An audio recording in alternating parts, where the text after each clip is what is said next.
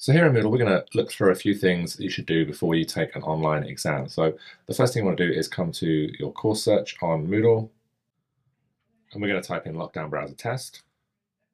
And here you're going to find two tests. One is for the LockDown browser and responders monitor, and one is for the LockDown browser just on its own. So you can ask your instructor which you are using, but we're going to jump in and test the LockDown browser and responders monitor, which if you're unsure is the best test to run. It means that you're testing anything that you would need in any exam scenario using LockDown browser. So we'll click here and we'll come to the sample quiz and we'll scroll down, and you can see here we need to first of all download LockDown browser if we don't have it, and then also we can check the LockDown browser setup here. So if we click here, it's going to open up Responders LockDown browser, and it's going to run through some different tests, so we can preview and run through all the different steps to check LockDown browser.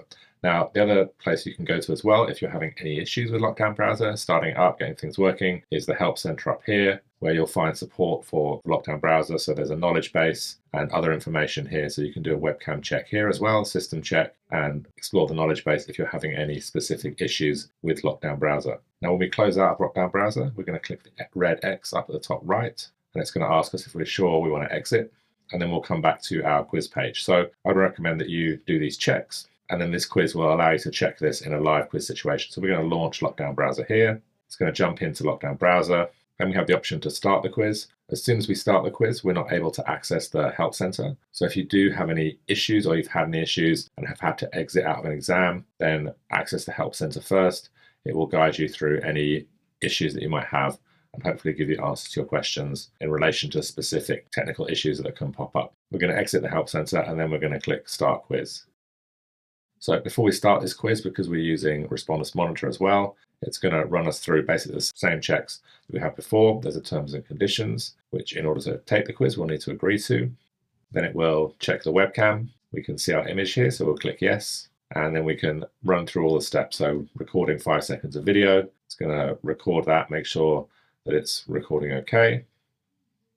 We can click continue and then run through all these different steps. So there's some additional instructions. These are things your instructor may have added in for your specific quiz, so do read them through carefully. We have guidelines and tips, so the type of space where you should take your quiz. So we can see some different things that we want to make sure that we have set up in our space as we take an online quiz. And then it will run through things like taking a student photo, showing your ID if that's required.